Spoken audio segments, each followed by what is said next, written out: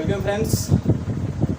आज हम लोग जा रहे हैं नया चैप्टर स्टार्ट करने, बायोलॉजी का क्लास 10th बायोलॉजी का हम लोग नया चैप्टर स्टार्ट करने जा रहे हैं। ठीक है, तो आज से हम लोग क्लास 10th में आ चुके हैं और यार आज के बाद हमें पूरी जान लगा करके पढ़ाई करनी है। यार देखो, तो सबसे पहली बात हमारे पास तो है कि यार हम पढ़े क्यों यार। ठीक है, क्लास 10th में पढ़ करके क्या हम बहुत कुछ बड़ा कर लेंगे। अगर कोई बच्चा सोच रहा होगा सर हमें तो IIT को फोड़ना है, क्लास 10th के बाद इतने बच्चे सोच रहे होंगे मुझे नीट को फोड़ना है, तो आपके दिमाग में ये सवाल आ रहा होगा कि यार जब ये सब 11-12 से ही हो सकता है तो हम क्लास 10th की पढ़ाई क्यों करें। क्योंकि यार क्लास 10th आप सिंपली ऐसा बोल सकते हो कि यार जब हमारा बेसिक ही स्ट्रॉन्ग नहीं रहेगा तो हम आगे जा करके क्या उखाड़ लेंगे।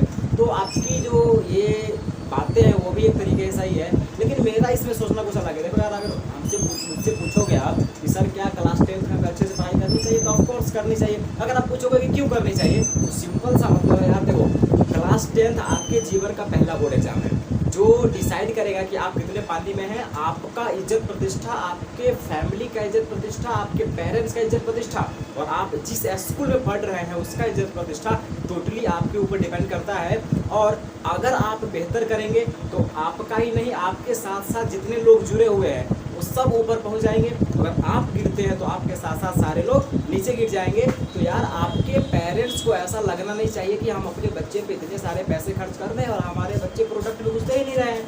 तो आपका ये धर्म बनता है कि आप क्लास 10th में इतने अच्छे से पढ़ाई करें कि आपको 90%, 95% मार्क लाना है, ताकि आपके पेरेंट्स को भी ये वीडियो हो कि चलो यार अपना बंदा पढ़ने वाला है, हम जो पैसा खर्च कर रहे हैं वो पैसा बर्बाद नहीं जा रहा है। और यार देखो, पैसे कमाने बहुत बड़ी बात होती है, बहुत बड़ी बात, बहुत ही बड़ी बात पेरेंट्स के लिए। ठीक है, ऐसा नहीं है कि बड़ी बात है तो हम मर जाएंगे, ऐसा कुछ भी नहीं है। ठीक है, जैसे जैसे आगे जाएंगे ना तो हम भी फाइट करेंगे यार, हम चले जाएंगे। पैसा कमाना बड़ी बात है, क्या होगा, हम भी कमाएंगे यार।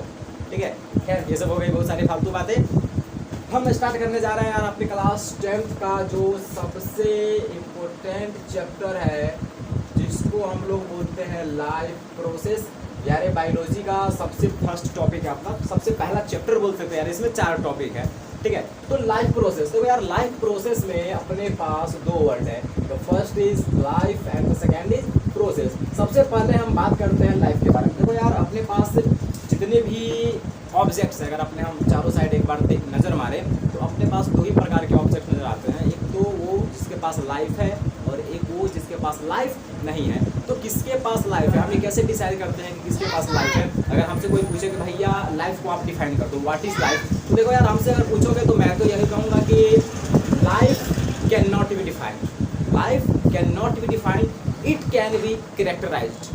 अब कहोगे ये कौन सी बात थी भाई, अब मतलब कुछ बोल के चले गए, हमको समझ में नहीं आया। देखो यार, लाइफ का मतलब मैंने बताया कि लाइफ को हम जनरली डिफाइन नहीं कर सकते। ठीक है, लाइफ को हम क्या करते हैं, कैरेक्टराइज करते हैं। जैसे आपने नीचे क्लास में पढ़ा होगा कि कोई चीज़ अगर खाना खा सकता है, कोई सांस ले सकता है, कोई चल सकता है, कोई रिप्रोड्यूस कर सकता है, तो हम कहेंगे यार उसके पास लाइफ है। अगर दूसरा जो ये काम सब नहीं कर सकता है तो हम कहेंगे उसके पास लाइफ नहीं है। तो यहाँ पर जो हम कह रहे हैं कि लिविंग थिंग्स रिप्रोड्यूस कर सकता है, खाना खा सकता है, नहा सकता है, दौड़ सकता है, कुछ भी कर सकता है यार। हम क्या कर रहे हैं, उसके कैरेक्टर को बता रहे हैं, हम उसको डिफाइन थोड़े कर रहे हैं, हम उसके कैरेक्टर को बता रहे हैं। इसीलिए मैंने कहा आपको कि लाइफ को हम डिफाइन नहीं कर सकते हैं, इसको हम कैरेक्टराइज कर सकते हैं। तो आई होप कि लाइफ के बारे में आपको कुछ क्लियर हो गया होगा। और लाइफ एक इसका जो सबसे इम्पोर्टेंट कैरेक्टर है वो आप बोल सकते हैं कि सेंसिटिविटी। तो यार अगर हमसे पूछा जाए कि एक ऐसा कैरेक्टर बताओ जो सभी लिविंग थिंग्स में होता है, एक ऐसा कैरेक्टर बताओ आप जो सभी लिविंग थिंग्स में होता है, तो सेंसिटिविटी। देखो यार, जितना भी है लिविंग थिंग्स उसमें सेंसिटिविटी पक्की सी बात है। अगर कोई ऑर्गेनिज्म सेंसिटिव ही नहीं है तो जिंदा कैसे रहेगा। मान लो कि एक यूनिसेलुलर ऑर्गेनिज्म है, एक अगर हम अमीबा की बात करें तो अमीबा के पास भी सेंसिटिविटी होती है, क्योंकि अगर कोई ऑर्गेनिज्म सेंसिटिव ही नहीं है, उसके पास सेंसिटिविटी ही नहीं है, तब तो वो अपने भोजन को भी नहीं पहचान पाएगा, तो फिर वो कैसे उसको फीड करेगा और वो फिर से कैसे लाइव रहेगा। तो कहने का मतलब ये है कि जितना भी लिविंग थिंग्स है सबके पास सेंसिटिविटी होता है। और एक और चीज है जिसको हम लोग बोलते हैं मेटाबॉलिक रिएक्शंस। जितना भी लिविंग थिंग्स है वो सब के बॉडी में मेटाबॉलिक रिएक्शंस होगा ही। अगर किसी के बॉडी में मेटाबॉलिक रिएक्शंस नहीं हो रहे हैं इसका मतलब उसके पास लाइफ नहीं है, वो नॉन लिविंग है। तो अपने पास सवाल आती है कि भैया ये मेटाबॉलिक रिएक्शन है क्या, आप इसको पहले डिफाइन कर दो। देखो यार हमारे बॉडी में ना बहुत सारे टाइप के केमिकल रिएक्शन चल रहे होते हैं, बहुत ही सारे टाइप के। हमारे बॉडी में कुछ चीज़ बन रहे होते हैं तो कुछ चीज़ें टूट रहे होते हैं साथ ही साथ। और हमारे बॉडी में जितने भी केमिकल रिएक्शंस होते हैं ना, उसको हम लोग बोलते हैं मेटाबॉलिक रिएक्शंस। मेटाबॉलिक रिएक्शंस मतलब सम ऑफ ऑल केमिकल रिएक्शंस। हमारे बॉडी में जितने भी केमिकल रिएक्शंस होते हैं उन सबको क्या बोलते हैं? Metabolic reaction. और मैंने आपको बताया कि हमारे बॉडी में मेनली दो टाइप के रिएक्शन होते हैं। पहला रिएक्शन में या तो कुछ टूट रहा होगा जिसको हम लोग बोलते हैं कैटाबॉलिक रिएक्शन, इसको बोलते हैं break down reaction. Break down reaction, इसमें कुछ ना कुछ टूटेगा, ब्रेक डाउन रिएक्शन। तो मेटाबॉलिक रिएक्शन दो टाइप का हो गया, एक कैटाबॉलिक और एक हो गया एनाबॉलिक। एनाबॉलिक रिएक्शन को हम लोग बोलते हैं building up reaction. Building up reaction, building up reaction मतलब इसके रिजल्ट में कुछ ना कुछ बनेगा। तो अपने पास मेटाबॉलिक रिएक्शन क्या है? हमारे बॉडी में जितने भी केमिकल रिएक्शंस हो रहे हैं सबको हमने क्या नाम दे दिया? Metabolic reaction. अब ये मेटाबॉलिक रिएक्शन दो टाइप का हो गया, catabolic reaction and anabolic reaction. Catabolic reaction की अगर हम बात करें तो कैटाबॉलिक रिएक्शन मतलब ब्रेक डाउन रिएक्शन। जब कोई चीज़ टूट करके कोई नया चीज़ बनाएगा तो हम बोलेंगे कैटाबॉलिक रिएक्शन हो रहा है। जैसे हम पढ़ेंगे रेस्पायरेशन। रेस्पायरेशन में क्या होता है? यहाँ पे फूड टूट करके एनर्जी बनाता है और कार्बन डाइऑक्साइड गैस बनाता है। तो यहाँ पे कैटाबॉलिक रिएक्शन हो रहा है। हम बोल सकते हैं कि रेस्पायरेशन एक कैटाबॉलिक रिएक्शन है क्योंकि इसमें ग्लूकोज का ब्रेक डाउन हो रहा है, इसलिए तो हमको इसको ब्रेक डाउन रिएक्शन बोल रहे हैं ना हम। और अगला है एनाबॉलिक रिएक्शन। एनाबॉलिक रिएक्शन मतलब बिल्डिंग अप रिएक्शन। यहाँ पे कोई ना कोई चीज़ बन रहा होगा। जैसे अपने पास एग्जाम्पल है फोटोसिंथेसिस। अगर हम फोटोसिंथेसिस की बात करेंगे तो इसमें ग्लूकोज का बिल्डिंग होता है, ग्लूकोज बनता है, यहाँ पे ग्लूकोज बिल्डअप होता है। तो ये हो गया एनाबॉलिक रिएक्शन। तो आई होप कि आपको मेटाबॉलिक रिएक्शन समझ में आया होगा। मैं फिर से रिपीट कर रहा हूँ, metabolic reaction sum of all chemical reactions in our body दो टाइप का होगा, catabolic reaction and anabolic reaction. Catabolic reaction break down reaction and anabolic reaction is building up reaction. इतना बात क्लियर है? चलो जी, तो लाइफ के बारे में हमने थोड़ा सा जान लिया। अब अपने पास है कि लाइफ प्रोसेस। लाइफ प्रोसेस हम बोलेंगे किसको? तो देखो यार, अभी मैंने बताया कि अपने बॉडी में बहुत सारे केमिकल रिएक्शन चलते हैं। उसी प्रकार जितना भी लिविंग थिंग्स है, अगर उसको जिंदा रहना है तो उसके शरीर में बहुत सारे काम होते रहते हैं, बहुत सारे काम होते रहते हैं। अगर उनमें से कोई भी एक काम नहीं होगा तो वो लिविंग नहीं रह पाएगा, वो मर जाएगा। तो जो भी प्रोसेस, जो भी फंक्शंस हमें जिंदा रखने के लिए जरूरी है, हमारे बॉडी में जितने भी सारे फंक्शंस होते हैं जो हमें हमारे लिए बहुत ही ज़्यादा जरूरी है, जो हमें लिविंग रखा हुआ है, उसी प्रोसेस को बोलते हैं लाइफ प्रोसेस। यानी एक लाइफ को चलाने के लिए, एक लाइफ को सही ढंग से चलाने के लिए हमारे बॉडी में जितने भी प्रोसेस हो रहे हैं वो सभी को क्या बोलेंगे? Life process. इनमें से कुछ है, जैसे अपने पास हो गया सबसे पहला न्यूट्रिशन। हम बात करेंगे न्यूट्रिशन क्या है। न्यूट्रिशन का मतलब होता है intake of food and their utilization. हम भोजन खाएंगे और उसका यूज करेंगे, इसी को क्या बोलेंगे? न्यूट्रिशन। और फिर उसके बाद क्या होगा? फिर उसके बाद एनर्जी वगैरह सब मिलेगा। तो अगर मान लो कि हमारे बॉडी में न्यूट्रिशन नहीं हो रहा है, न्यूट्रिशन नहीं होने का मतलब है कि हम भोजन नहीं खा रहे हैं। अगर खा भी रहे हैं तो उसका यूटिलाइजेशन नहीं हो पा रहा है, तो क्या हम जिंदा रहेंगे? ऑब्वियसली बात है कि यार जब अपने बॉडी में न्यूट्रिशन ही नहीं हो रहा है तो हम क्या जिंदा रहेंगे? हम जिंदा नहीं रह पाएंगे।